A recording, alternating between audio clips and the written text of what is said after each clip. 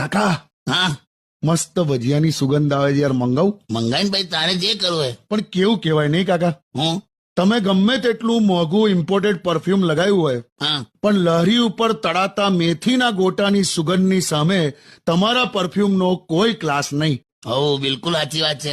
હમણાં 2 દિવસ પહેલા હા અમારી બાજુવાળીએ ભજીયા બનાવ્યા હતા આહા અને જે સુગંધ આવતી હતી, હા તો મેં તો કીધું ભાભીને, શું કીધું ભાભી શું વાત છે, સવારમાં 7 વાગે ભજીયા બનાવ્યા, જોરદાર. મેં કહ્યું સુગંધ આવે છે, અમને પણ ચખાડો. હા હા તો મને કે નાના ભજીયા તો ગઈકાલે રાત્રે બનાવ્યા હતા, અત્યારે તો તમારા ભાઈ ટોયલેટ ગયા છે. હે એટલે કાકા તમે નાના સુગંધ શું છે, એનો પાવર શું છે એમ સમજાવું છું. નથી મારા શું કરે તો હું કરે. ખોલીને મેસેજ કરું, મસ્ત વરસાદી મોસમ છે ને તો આમ શાયરી લખીને મોકલું ને તો કેવું આમ ઇમ્પ્રેસ થઈ જાય. બે શાયરી લખવાથી કોઈ ઇમ્પ્રેસ થાય? ફટ દઈને લોકો ડિલીટ કરી નાખે. સારું લખ, ચાલ હું લખાવું, લખ. બોલો બોલો.